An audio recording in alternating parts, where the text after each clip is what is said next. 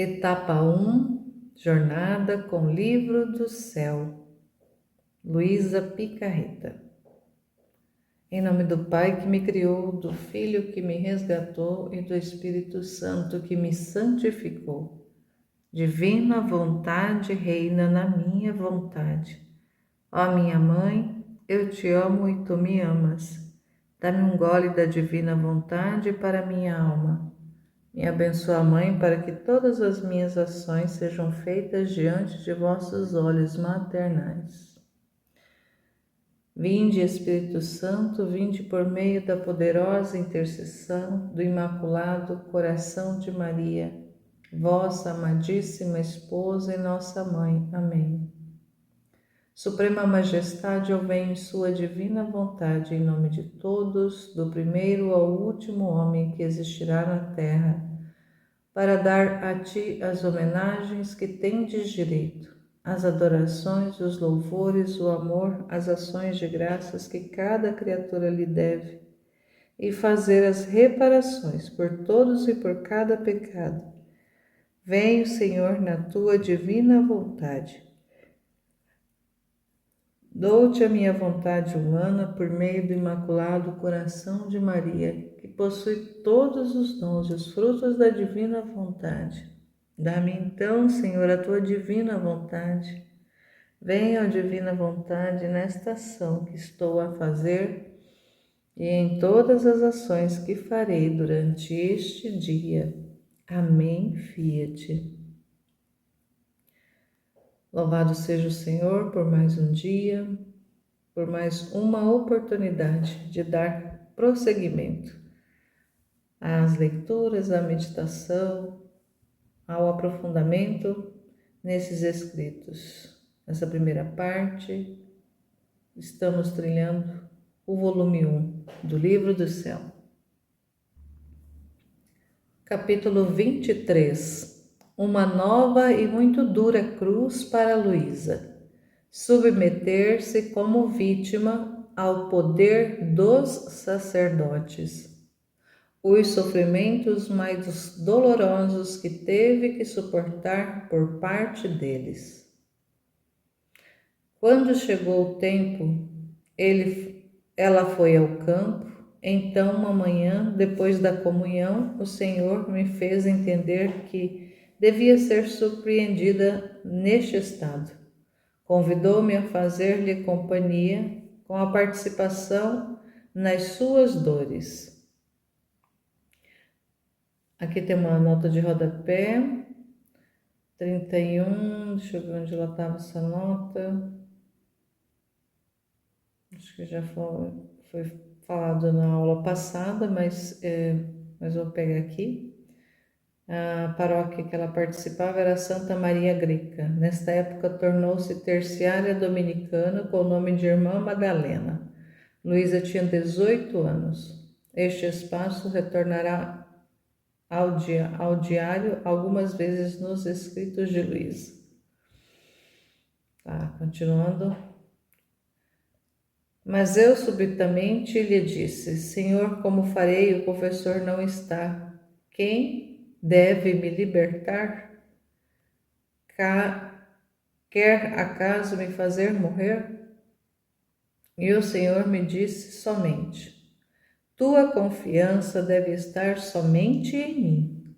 Está resignada, pois a resignação faz a alma luminosa, faz dar às paixões seu lugar, de modo que eu, atraído por esses raios de luz, vou à alma e a uniformo toda em mim, e a faço viver de minha mesma vida. Eu resignei-me à sua santa vontade, ofereci aquela comunhão como a última da minha vida. Dei o último adeus a Jesus no sacramento, e embora estivesse resignada, a minha natureza sentiu tanto que todo aquele dia não fiz outra coisa senão chorar e pedir ao Senhor que me desse a força. Na verdade, me pareceu muito amargo todo esse fato, e sem pensar nem sabê-lo, encontrei uma nova e pesada cruz que creio ter sido a mais pesada que tive em minha vida. Enquanto estava naquele estado de sofrimentos, eu não pensava em outra coisa mais do que morrer e fazer a vontade de Deus. Os familiares, que também sofriam ao me ver naquele estado, tentaram chamar algum sacerdote, mas ninguém quis vir. De um lado, um não queria ver, e outro por outro, e outro por outro. Depois de 10 dias, veio o sacerdote que me confessava quando era pequena. Vamos ver a nota de rodapé aqui. Era Dom Michele de Benedictis. E aconteceu que também ele me fez sair deste estado. E então me dei conta da rede na qual o Senhor me havia envolvido. Daqui veio-me um conflito. A nota 33. Então começou a oposição, cada vez mais aberta, que durou toda a sua vida, até que seus livros publicados pelo Santo Ofício foram condenados em 1938. Nem todos os padres se comportaram com Luísa como o Santo Padre Aníbal de França, ou com seus confessores, como seus confessores.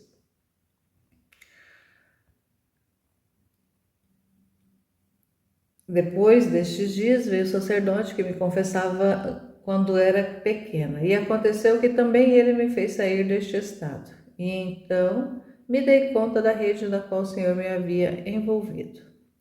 Daqui veio-me um conflito, que eu falei, por parte dos sacerdotes. Havia quem dizia que era fingimento, que precisava de uma surra, outros que queriam me passar por santa, quem acrescentava que estava possuída e muitas outras coisas, que dizê-las todas seria alongar muito a história. Com estas ideias em suas mentes, quando sucediam os sofrimentos e a família mandava chamar alguém, não queriam ver, dizendo todas essas coisas. E a pobre família sofreu muito, especialmente a minha pobre mãe. Quantas lágrimas derramou por mim! Ah, Senhor, protege-a tu. Ó meu bom Senhor, quanto sofri desde então, só tu sabes tudo. Quem pode dizer quão amargo me foi este fato que para libertar-me deste estado de sofrimento necessitava de sacerdote? Quantas vezes pedi, derramando lágrimas amarguíssimas, que me libertasse disto? Muitas vezes tive certas resistências ao Senhor quando Ele queria que me oferecesse como vítima e aceitasse as penas. Ele dizia: Senhor, promete-me que Tu mesmo me libertarás. E então aceito tudo, de outra maneira não quero aceitar. E resistia o primeiro dia, o segundo, o terceiro, mas quem pode resistir a Deus? Insistia tanto comigo que finalmente me via obrigada a submeter-se à cruz. Outras vezes lhe dizia de coração e com confiança: Senhor, como é que fazes isto? Como é que entre mim e ti quis colocar um terceiro? E este terceiro não quer sujeitar-se. Veja, poderíamos estar muito contentes, tu e eu sozinhos. Quando me queria para sofrer, eu imediatamente aceitava, porque eu sabia que tu mesmo deverias me libertar. Mas agora não. Outra mão é necessária. Eu imploro, liberta-me, porque ambos estaremos mais felizes. Às vezes fingia não me escutar e não me dizia nada. Outras vezes me dizia: Não temas, sou eu quem te dá as trevas e a luz. Virá o tempo da luz. É meu costume que minhas obras se manifestem por meio dos sacerdotes. Nota 34. É necessário sublinhar na vida de Luísa a total dependência da autoridade da Igreja. desde que se tornou vítima, pregada em sua cama até a morte. Assim passei 3 ou 4 anos nestas contradições por parte dos sacerdotes. Muitas vezes me sujeitavam a provas duríssimas. Chegavam a me deixar neste estado de sofrimentos, isto é, petrificada, incapaz de qualquer mínimo movimento, nem sequer poder tomar uma gota de água até 18 dias, quando o queriam. Só o Senhor sabe o que eu passava neste estado, e logo, quando vinham, não tinham sequer o bem de ouvir. Tenha paciência, faça a vontade de Deus.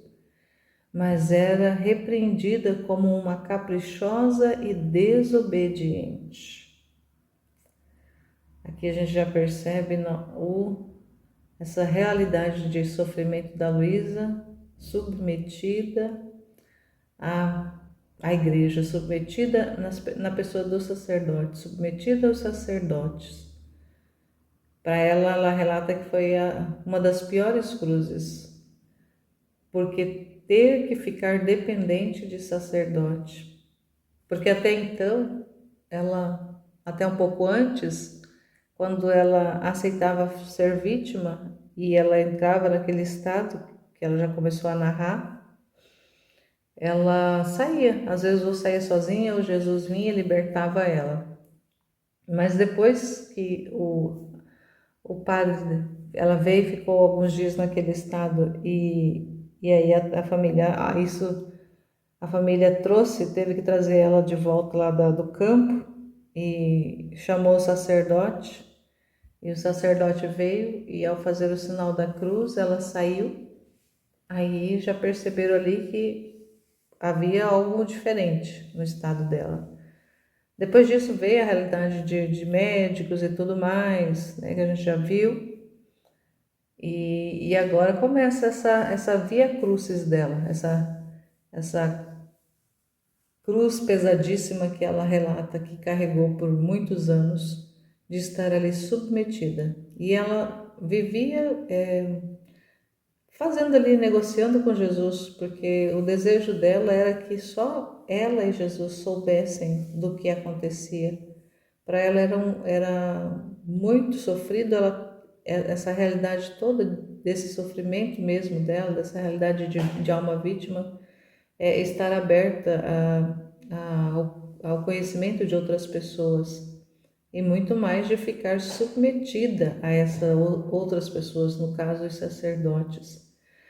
Para ela ser ali uma alma vítima, somente ela e Jesus ter essa realidade, para ela era maravilhoso. Imagina, ela sofrer ali com Jesus vindo, conversando, trazendo para ela as manifestações, as verdades, deixar ela sofredora no estado de petrificação, depois 20, porque acho que aí nesse estado ela saía do corpo, e aí ele levava ela para os lugares, para ela ver as realidades, para mostrar para ela muita coisa que ela viu nesse estado, os ensinamentos que ele ia trazendo para ela. Estar nesse estado era a forma dela ficar totalmente à disposição dele para tudo que ele tinha de fazer na alma dela, as comunicações, as verdades, as revelações que ele tinha para fazer. Não dava para fazer com uma alma que tinha uma vida normal. Ela precisava estar num estado singular de vida. Uma alma vítima num estado singular. Então, por isso, essa realidade da petrificação, por qual ela ficava por horas, dias até. E nesse tempo, por causa da oposição dos sacerdotes, ela chegar a ficar 18 dias nesse estado, petrificada, sem poder tomar uma gota de alimento, nem uma gota d'água, por causa que eles não vinham. Uns falavam que ela era caprichosa, outros que era endemoniada, outros que ela precisava era de uma surra. Ah, Jesus, se a gente imaginar, não dá nem assim, para ter uma noção, uma ideia de quanto que isso para ela foi sofrido na época dela, uma época ali final do século XVIII para o século XIX, ou melhor, do século XIX para o século XX,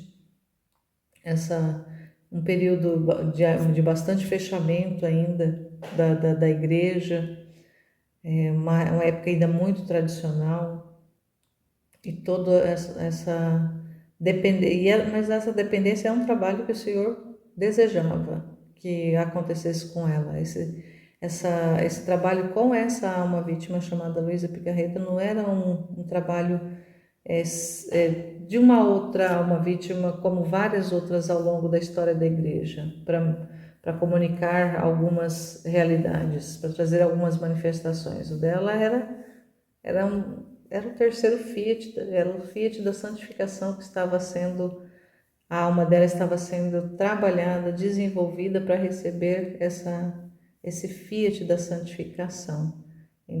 A alma dela, a Luísa foi uma alma escolhida.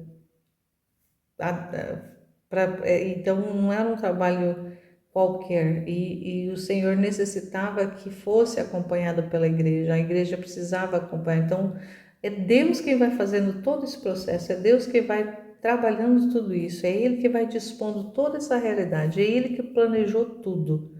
Mas para ela aquilo era dolorido de ter que passar por isso, mas estava tudo no plano de Deus, tudo era plano dele, projeto dele. E ela foi tendo que se submeter a isso aos poucos. Resistiu várias vezes, mas como ela sempre cedia ao Senhor e ele insistia, ela fala que ela resistia um dia, 2 dias, resistia algum certo tempo, mas depois como é que podia resistir a Deus? Ela acabava cedendo e acabava entrando nesse estado. Porque essa realidade da resistência, porque ela não queria ficar submetida a terceiros, ela queria que realmente o sofrimento ele fosse só entre os dois, só entre ela e Jesus. Então, para ela, se ficasse entre os dois, estava tudo bem, maravilhoso. Mas como envolvia outras pessoas, envolvia a família, pessoas de fora, e toda essa realidade, então para ela era uma cruz pesadíssima. E aí Jesus fala para ela: tua confiança deve estar somente em mim. Está resignada, pois a resignação faz a alma luminosa, faz dar às paixões seu lugar, de modo que eu, atraído por esses raios de luz, vou à alma e a uniformo toda a mim, e a faço viver de minha mesma vida. Ele queria dela essa uniformidade, essa conformidade, essa aceitação, essa resignação, que ele fosse que ela confiasse que era ele que estava fazendo tudo, que não era simplesmente ele deixando ela ali numa realidade de sofrimento por conta de outras pessoas ou por conta dos sacerdotes e que ele ficasse à parte. Não, era ele que estava operando tudo, então que ela deveria aceitar e confiar. Essa realidade de aceitar, que é o Senhor que está dispondo, é o Senhor que quer, é o Senhor que faz, e ficar resignada, aceitar e ficar resignada à vontade dele. Aí então ela diz: eu me resignei à sua santa vontade. Aí nesse dia que ela recebeu a comunhão, ela aceitou como se fosse a última, como se ela ali já iria morrer. Mas a natureza pesava, ficava sofrida, né? A natureza, né? O ser humano, a parte humana dela. Então, ela relatando aqui, ó, quando estava naquele estado de sofrimentos, eu não pensava em outra coisa mais do que morrer e fazer a vontade de Deus. Então, ela desejava muito morrer. Ali já vinha alguns anos já de sofrimento. E também porque ela viu o sofrimento dos familiares dela, por ver ela naquele estado. E quando às vezes a família ia chamar os sacerdotes, ninguém queria vir. Nessa época que ela está relatando aqui essa parte, é porque o sacerdote que havia atendido, ela havia ido para o campo. E então ele não estava na cidade, não estava ali por perto para atendê-la. E por isso a família dependia de estar chamando outros sacerdotes. E esses outros sacerdotes, por não estar a par do que estava acontecendo, criaram resistência, ficaram se opondo e aí não vinha, ou simplesmente falava aquelas coisas todas que falaram para ela e aí chegou ao ponto de uma vez ela ter que ficar ali por 18 dias no estado de sofrimento. Então uma realidade muito sofrida ali para Luísa, mas a gente entende, como ela relata nos escritos, que era necessário, foi necessário por causa do trabalho que Jesus estava fazendo de ter ali o acompanhamento da igreja, essa vida mística sendo acompanhada pela igreja, para que a igreja fosse, na verdade, o plano do Senhor era que a igreja fosse essa condutora desse processo todo, de ser essa testemunha, acompanhando todo o desenrolar da vida da Luísa, os sofrimentos, as manifestações místicas, os escritos que ela ia depois iniciar a escrever, e acompanhar todo esse processo para depois publicar esses escritos, e inclusive a igreja tomar a frente do ensino, da divulgação e do ensino. A igreja assumir isso como uma missão de levar esse conhecimento a toda a igreja, a todos os fiéis do mundo inteiro. Esse era o plano do Senhor que acontecesse, mas o Senhor fica dependente da vontade humana. E ao estar dependente da vontade humana, na pessoa dos sacerdotes, a gente vê a realidade que está até hoje. A igreja até hoje não assumiu esses escritos para ensinar as pessoas, para divulgar e ensinar as pessoas. A gente sabe que o processo de beatificação da Luísa ainda está no Vaticano, mas está num estado de aguardo, não está suspenso, mas está num estado de aguardo da revisão dos volumes, dos escritos todos, para que saia uma edição crítica, com anotações, é uma edição revisada para ver com notas de rodapés, assim como nesse primeiro volume. Esse primeiro volume aqui foi feito uma revisão por um padre aqui do Brasil, esse que a gente está lendo agora. E por isso que tem várias notas de rodapé. Mas aí há necessidade, como há muitas informações e informações assim que vem trazendo novas revelações inéditas, é necessário que haja que saia essa edição revisada oficial.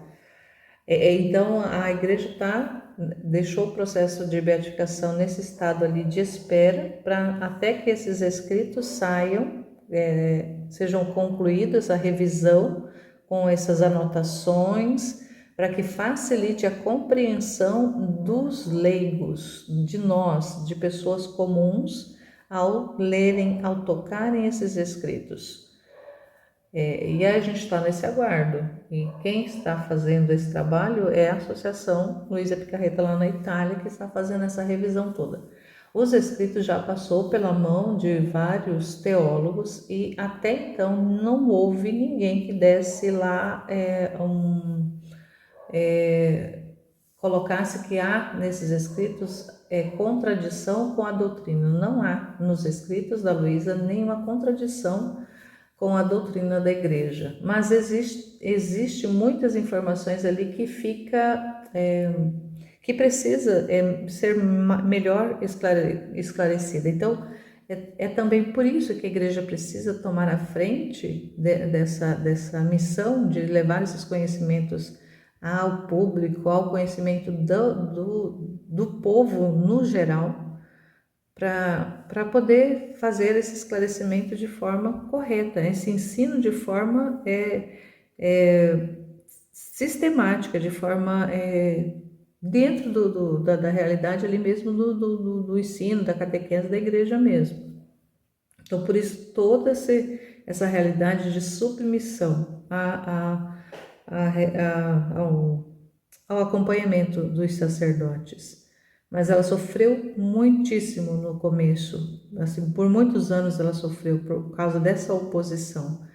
E até chegou um ponto que os escritos dela entrou na lista dos livros proibidos que existia no Vaticano, uma lista de livros proibidos. Alguns desses escritos dela acabou entrando nessa lista.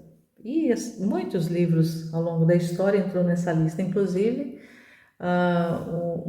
um escrito muito conhecido nosso, que é o Diário de Santa Faustina, também entrou nessa lista. Muitas pessoas, muitos místicos entraram nessa lista de proibição, mas essa lista, eu não lembro exatamente o ano aqui, mas foi no século passado, essa lista foi excluída, ela não existe mais, não existe hoje na igreja nenhum escrito restrito. A igreja hoje deu liberdade para que os leigos, para que todas as pessoas na igreja pudessem acessar qualquer escrito.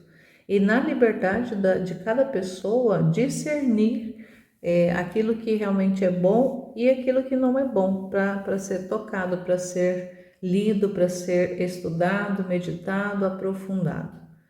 Então, por não haver, isso aconteceu depois do Concílio Vaticano II.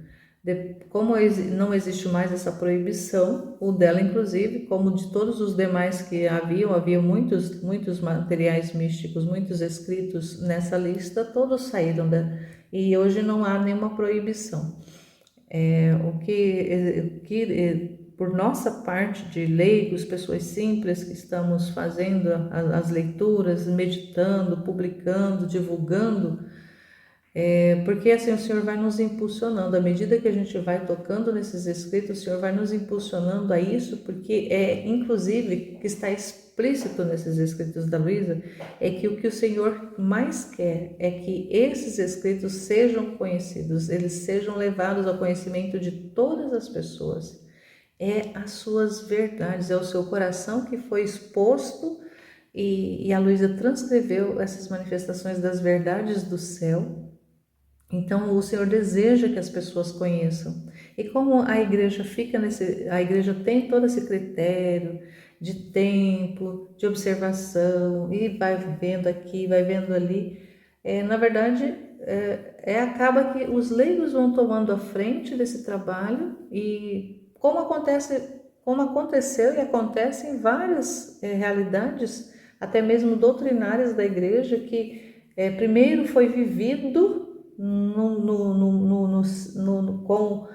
meio das pessoas. Primeiro os leigos viveram, primeiro as pessoas viveram tudo isso, viviam em realidade muitas devoções. Primeiro se viveu muito tempo essa realidade para depois a igreja assumir isso como doutrina, como realmente regra, como algo ali realmente que faz parte do depósito da fé. Então, a igreja tem essa característica.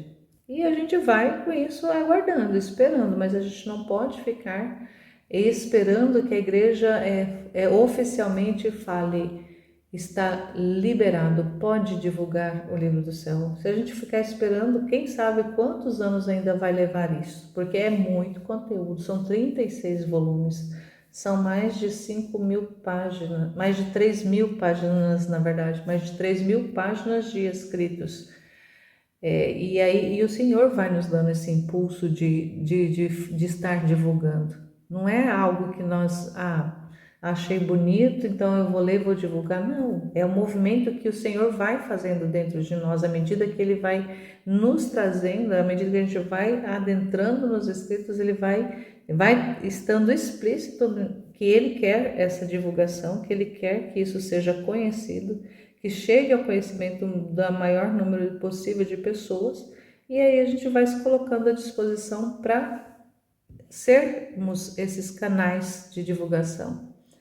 E vamos trabalhando, vamos meditando tem diversos grupos no mundo, no Brasil também, que vai estudando, que vai meditando, outros vão apenas lendo. Muitos grupos ficam apenas restritos às 24 horas da paixão, mas assim, e tem alguns que trabalham na divulgação, mas o grupo de estudo que a gente faz parte, que eu faço parte, tem um trabalho um pouco mais incisivo na internet de estar partilhando, lendo, meditando e partilhando as meditações. E a gente vai deixando publicado, aquelas pessoas que vão chegando no canal do YouTube, ou tem outras pessoas que divulgam no Facebook, no Instagram, e algumas outras plataformas que vai sendo divulgado. Nosso grupo de estudos tem também um site que é o livrodocel.com.br, onde vamos colocando muito material, escritos, meditativos, muita coisa. Existe muito material. E então a gente vai povoando a internet de material para que esteja disponível para todas aquelas pessoas que queiram tocar nesses conteúdos. E a gente vai se colocando à disposição do Senhor, do trabalho que Ele quer fazer através de nós. E não vamos colocando resistências. Às vezes, no início, a gente até fica meio resistente. Mas será que eu faço? Será que não? Mas aí o Senhor vai movendo o nosso coração para fazer, porque é o desejo dele que todos toquem nesses escritos, que todos conheçam esses escritos. E a gente vai dizendo para o Senhor: Fiat, eis-me aqui. E vamos tocando esse barco, tocando essa jornada. E seja feita única e exclusivamente à vontade de Deus em tudo aquilo que a gente vai fazendo. A gente vai dizendo Fiat, assim como a Luísa, mesmo com oposição, mesmo com tudo aquilo que ela passou de resistência com sacerdotes, mas sempre e em tudo dizendo sim a Deus. Aqui no capítulo 24, Luísa curva-se com graça às dores que lhe vêm dos padres. Jesus Cristo, valendo-se da epidemia de cólera, a põe em evidência, tornando pública sua condição de vítima.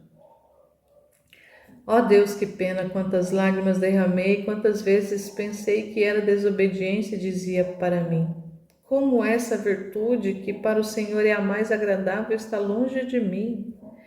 O que pode fazer e esperar de bem uma alma desobediente? Por causa aqui a realidade da oposição dela, não submeter não querer que outras pessoas soubessem. Muitas vezes me lamentava com Nosso Senhor e às vezes chegava até ressentir-me. E quando Ele queria que aceitasse os sofrimentos, eu resistia quanto mais podia. Mas o Senhor, quando via que começava a resistir, mostrava mão me dar atenção e não me dizia mais nada. Depois, de repente, me surpreendia. Aqui uma informação. Luísa permaneceu submetida ao incessante escrutínio dos representantes da Igreja. Além disso, por mais de 50 anos, Jesus a fez depender totalmente dos sacerdotes nomeados pelos vários arcebispos, para ser restituída à condição normal da vida depois de suas experiências místicas com ele. Não é fácil encontrar na longa história da Igreja outros místicos que viveram em tal dependência dos representantes de Deus. A condição de Luísa também não era casual. Realmente, há uma vítima singular na história da Igreja. O que depois explicou o confessor era que não queria que caísse naquele estado, mas isso não estava em meu poder. É verdade que eu fui desobediente e que jamais fui boa para nada. Mas recordo também que a pena mais dolorosa para mim era a não poder obedecer.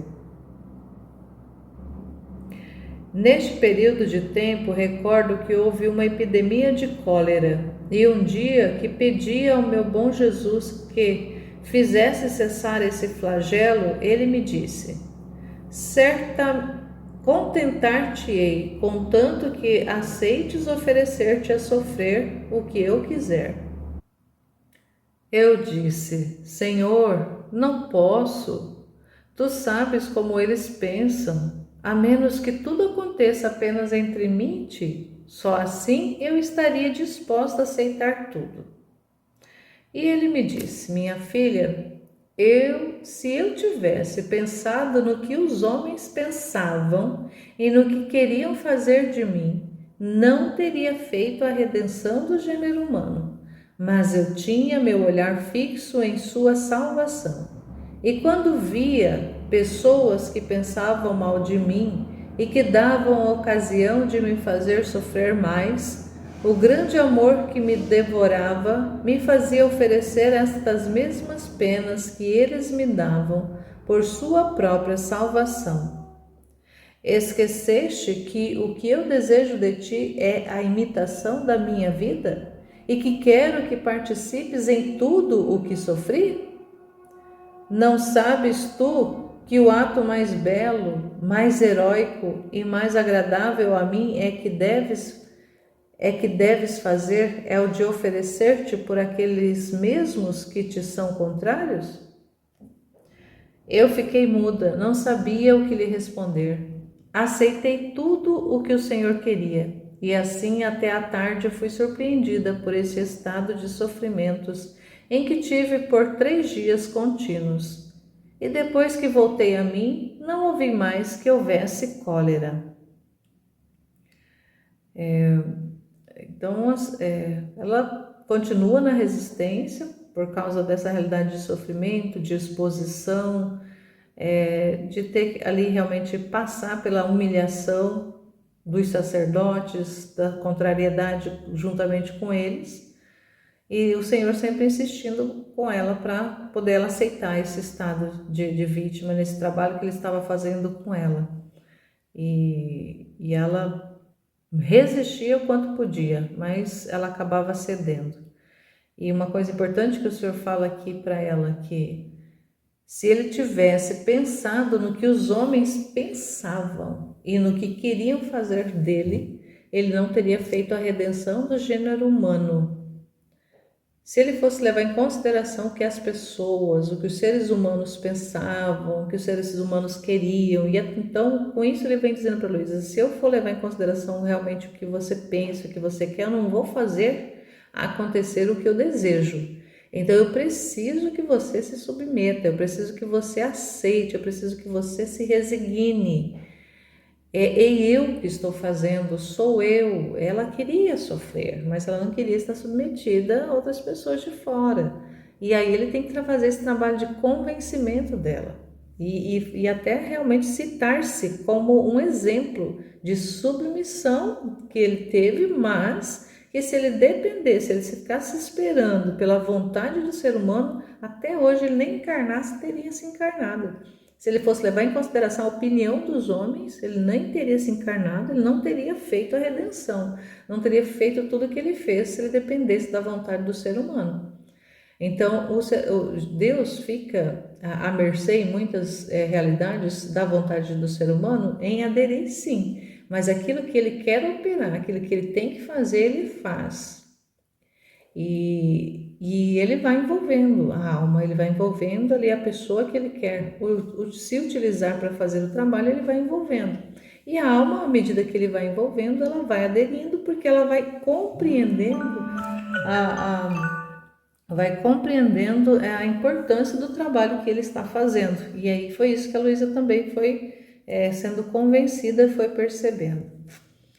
E ele fala: eu tinha o meu olhar fixo na salvação do homem. E quando via que as pessoas pensavam mal dele, que davam ocasião de de sofrer mais, ele realmente mostrava o grande amor que fazia a ele mesmo ser devorado. E oferecia essas dores, essas penas que ele passava, para que fosse utilizado em benefício da própria salvação do gênero humano. E era esse trabalho mesmo que ele queria da Luísa. Quando ela percebesse ali que realmente estava muito sofrido, era um peso muito grande, mas que oferecesse, por causa do grande projeto que havia ali, estava sendo desenvolvido, o trabalho de Deus que estava fazendo. Ele continua: esqueceste que o que eu desejo de ti é a imitação da minha vida e que quero que participes em tudo o que sofri? Então, essa realidade dela ser ali realmente essa alma que vai participar de todos os sofrimentos dele, ele vai comunicar para ela essa realidade da humanidade dele, ele vai repetir nela a sua humanidade santíssima, a sua humanidade na vida dela. Então é esse o desejo dela ser esse primeiro exemplar, onde ele viria habitar, reinar, governar, viver na alma dela, para depois estar disponível essa condição para todos nós que viemos depois, mas como é uma realidade que o Senhor, esse trabalho que o Senhor fez na Luísa é um trabalho na divina vontade, então se torna um trabalho no âmbito da eternidade, então alcança todas as almas de todos os tempos, presente, passado e futuro, não só as almas que vieram depois da Luísa são beneficiadas por esse plano, por esse projeto, mas todas as almas de todos os tempos, por ser um trabalho na divina vontade, ou seja, na vontade de Deus, que é eterna, que não tem tempo, que é atemporal, que alcança todos os tempos. E é isso que ele estava querendo dela. E vai falando, né? Não sabes tu que o ato mais belo, mais heróico e mais agradável a mim é que deves fazer, e que deves fazer é o de oferecer-te por aqueles mesmos que te são contrários, se oferecer por aqueles que se opõem, se oferecer por aqueles que te odeiam, se oferecer por aqueles que te maltratam, por aqueles que te fazem sofrer. Porque foi isso que ele fez. O que o Senhor fez? Ao se encarnar, ao passar por tudo que ele passou, ele ofereceu tudo que ele viveu, tudo que ele sofreu por cada um de nós. Então a vida de Jesus não foi para si, ele se doou para nós, ele se doou para nossa salvação. Claro, em primeiríssimo lugar para aplacar a justiça, para reparar as ofensas junto ao trono de Deus, junto ao Pai. Em primeiríssimo lugar foi para isso, para reparar tudo que o ser humano havia feito, estava fazendo e ainda faria. Então, todo esse trabalho de reparação que ele fez, mas também ele doou tudo isso em benefício nosso. Foi tudo doado em nosso benefício, para nossa salvação, para o nosso resgate. Ele comprou-nos com seu sangue. Então, é esse o trabalho também que ele quer que a Luísa entenda, que ele quer fazer com ela, que ela ali é uma santificadora para trazer essa santificação para as almas, para a terra, esse trabalho de aceitar tudo que ele fizesse, inclusive de se submeter aos que são contrários. E foi um processo longo, dolorido, sim, mas que o Senhor venceu nela. Graças a Deus que a Luísa, mesmo com toda a resistência, mesmo com todo o sofrimento, ela aceitou. Ela foi essa alma onde o Senhor depositou as verdades, onde o Senhor ali fundamentou esse terceiro Fiat e hoje está disponível para nós. E nós ficamos, o nosso coração se alegra por essa alma, por essa pessoa, por essa criatura chamada Luísa Picarreta, por ela ter se submetido, mesmo com todas as resistências, com todo o sofrimento, mesmo com tudo que ela passou, mas ela não disse não para Deus definitivamente. Ela foi aderindo aos poucos, o Senhor foi fazendo um trabalho aos poucos nela, e por mais de 60 anos esse trabalho aconteceu na vida dela, inicialmente ali por vários anos, as manifestações que ele ia fazendo, todo o trabalho de envolvimento dela, desde a adolescência, envolvendo, trazendo para ela ali muitas experiências místicas, foi envolvendo, foi fazendo com que ela se apaixonasse por ele, fosse envolvida, e depois apresenta essa realidade de ser ela uma alma vítima, se ofertar, se oferecer para experimentar essa vida, repetir nela a vida dele. E ali ser esse canal de transmissão desse conhecimento para nós. Então nós louvamos, bendizemos ao Senhor pela vida da Luísa, pelo sim dela, pelo fiat dela, por tudo que ela viveu, por tudo que ela passou, por todo o sofrimento que ela teve, que para nós hoje vem em nosso benefício.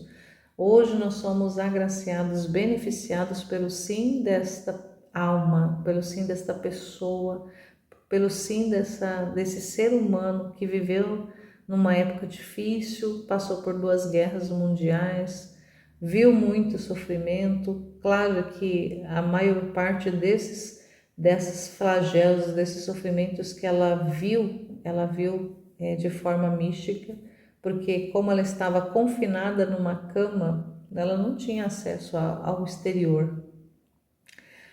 Era o Senhor que levava ela misticamente para ver muita coisa. Ela viu muita coisa, mas ela perpassou por muitas realidades nessa experiência mística que ela teve.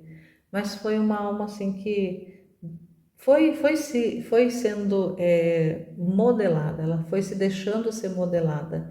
E aos poucos ela foi aderindo, foi se resignando, foi aceitando, e depois, quando o Senhor começou a manifestar realmente as verdades do Fiat, aí ela já aderiu de vez mesmo, porque compreendeu ali que era necessário, que os conhecimentos que o Senhor iria revelar para ela depois ultrapassaria todo o entendimento, toda a compreensão dela, e serviria para toda a humanidade, para esse processo de trazer o reino de Deus para acontecer ainda aqui na terra, esse reino de Deus que acontece no céu, mas que também Ele quer que seja na terra. Mas não é aquele reino que muitas pessoas pregam, um reino de transformação social, de igualdade, onde todas as pessoas terão direito a tudo, viverá numa irmandade, numa igualdade, que na verdade é uma utopia, que muitos pregam e acaba esperando por essa realidade. A gente sabe que não é dessa forma. O reino de Deus na terra não é um reino material, é um reino espiritual, é onde o Senhor vai vencendo em cada alma a resistência e vai trazendo essa proposta que está contida nesses escritos, essa proposta desse reinado, desse governo dele na nossa alma, de trazer a sua vontade, de apresentar a sua vontade, e a nossa alma, e à medida que vai conhecendo, vai aderindo a esse plano, a esse projeto dele. E esse reino vai acontecendo, mas vai acontecendo dentro da nossa alma.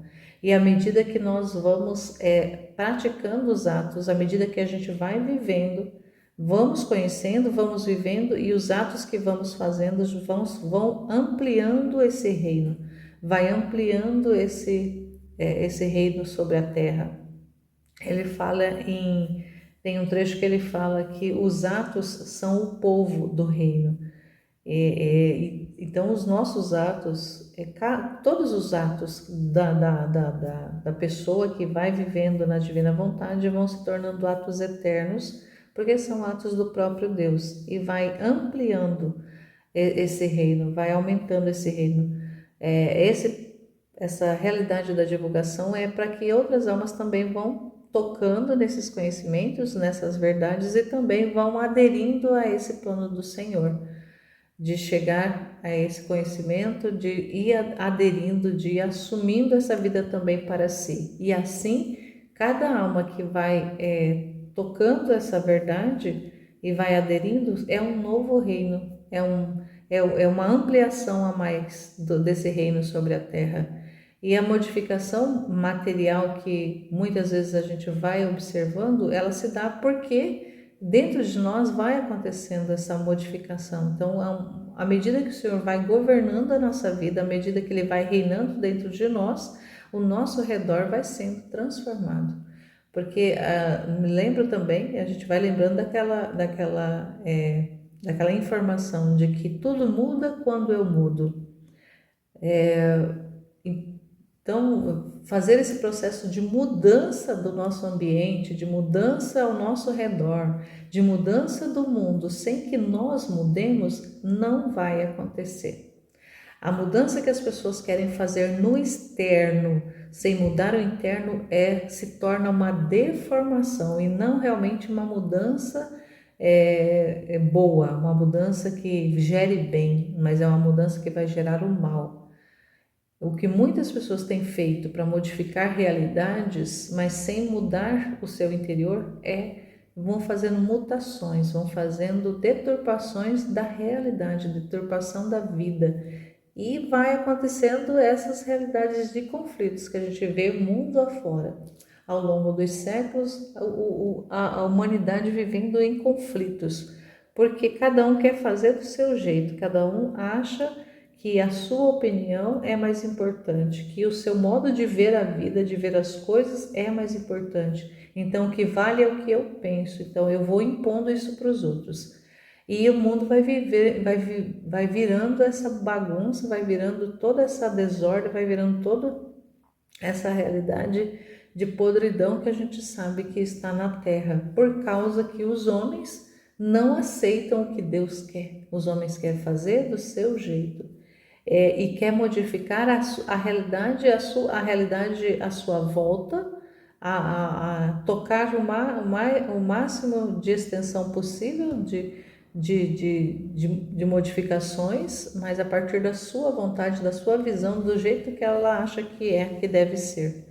E vai fazendo tudo isso e o pecado vai tomando conta porque vai se tornando o homem cada vez mais vai sendo desobediente, mais rebelde e mais contrário à vontade de Deus. E o mundo vai se tornando esse inferno que a gente conhece, que está hoje, esse inferno ambulante. Mas se, à medida que a gente vai tocando essa informação de que esse governo de Deus na nossa vida vai proporcionar essa transformação no exterior, não tem como não aderir a esse plano do Senhor, não tem como não dizer sim para Ele e colocar a nossa vida à disposição de Deus para que Ele haja através de nós, para que Ele haja a partir de nós. Então a gente compreende que esse reinado é primeiramente interno, é dentro de nós, é interior. Então é uma vida de Deus dentro da nossa alma, em primeiríssimo lugar. E aí isso vai ser transbordado para fora, isso vai ser ampliado para fora. Então aquilo vai modificando, o nosso redor vai sendo modificado a partir do momento que nós fomos modificados, que nós vamos sendo modificados. A nossa visão vai modificando, o nosso modo de escutar, de falar, a nossa vida vai sendo modelada, modificada e assim o nosso externo também, por consequência, também vai sendo modificado. Mas isso vai se dando num processo gradual, num processo muitas vezes lento, porque nós em si somos seres humanos lentos para compreender isso, inclusive as realidades espirituais. Nós estamos muito lentos nesse processo porque nós ficamos durante muitos séculos afastados muitas vezes dessa realidade espiritual, fechados à realidade espiritual. Então o Senhor vai respeitando essa nossa lentidão, Ele vai respeitando essa nossa limitação, e Ele não violenta a nossa natureza para impor de uma vez por todas as informações e fazer uma transformação radical da noite para o dia na nossa vida. Isso não vai acontecer. É um processo gradual, um processo que o Senhor vai trabalhando. Então esses conhecimentos vão chegando na nossa vida, eles vão adentrando, nós vamos tocando, vamos indo e vamos caminhando, vamos trilhando os escritos. E cada vez mais que a gente vai tocando esses escritos, mais a gente vai desejando falar esse sim para o Senhor, se colocar à disposição dele para que ele faça, e ele vai nos envolvendo cada vez mais, e a nossa realidade também vai sendo transformada. Claro que vai levar muito tempo. Nós estamos num processo. A Luísa foi muitos anos, foi muitas décadas para se concluir o trabalho nela. E nós também não vai ser diferente. É um processo que o Senhor vai ali permitindo que a gente vá tocando, mas Ele também vai respeitando as limitações da nossa natureza débil e que não, ao não violentar a nossa natureza, não traz de uma vez por toda e faz ali um download dessas informações na nossa mente, de forma mágica. Não, a gente vai tocando dia após dia. A cada momento que a gente vai lendo um pouco mais, a gente vai compreendendo um pouco mais, a gente vai meditando, é um processo. Na verdade, é essa jornada mesmo. Falar de fazer esse trabalho de divulgação como uma jornada é uma jornada que, como nós não sabemos quanto tempo de vida ainda temos sobre a Terra, no caso eu falando de mim, eu não sei ainda quanto tempo o Senhor ainda tem, vai permitir que eu fique sobre a Terra. Pode ser que eu iniciei essa jornada há algumas semanas, iniciei essa jornada esse ano, 2025. Como é muito conteúdo que tem, são 36 volumes. Quando que eu vou, né, imaginar que eu vou chegar ao final dessa jornada de ir partilhando, lendo, meditando esses conteúdos nessa forma que eu estou fazendo? Pode levar décadas, não sei, mas eu também não sei quanto tempo que o Senhor vai me dar, mas isso para mim não é o importante. O importante é que eu vá dia após dia correspondendo ao que Ele vai dispondo. Ele vai dispondo e eu vou correspondendo. E se chegar a Ele me chamar antes de chegar ao final do conteúdo em si, dos 36 volumes, amém, Fiat. Tem tantas outras pessoas que vai fazendo, uns de uma forma, outros de outra, mas que o conteúdo vai sendo chegado. Isso que é importante, que o conteúdo chegue às outras almas. E aí a gente vai dizendo cada dia, sim, Senhor, aqui estou mais um dia. E mais um dia vamos caminhar na sua santíssima vontade, correspondendo, dizendo sim, aceitando e recebendo as luzes das verdades, aquilo que Ele vai nos revelando, aquilo que Ele vai trazendo e vai envolvendo a nossa alma. E assim a gente caminha. Louvado seja nosso Senhor Jesus Cristo e sua Mãe Maria Santíssima, para sempre sejam louvados. Estivemos e permaneceremos unidos no nome desse Deus Todo-Poderoso, que é Pai, Filho e Espírito Santo. Amém. Jesus, eu confio em vós. Fiat, fiat, fiat.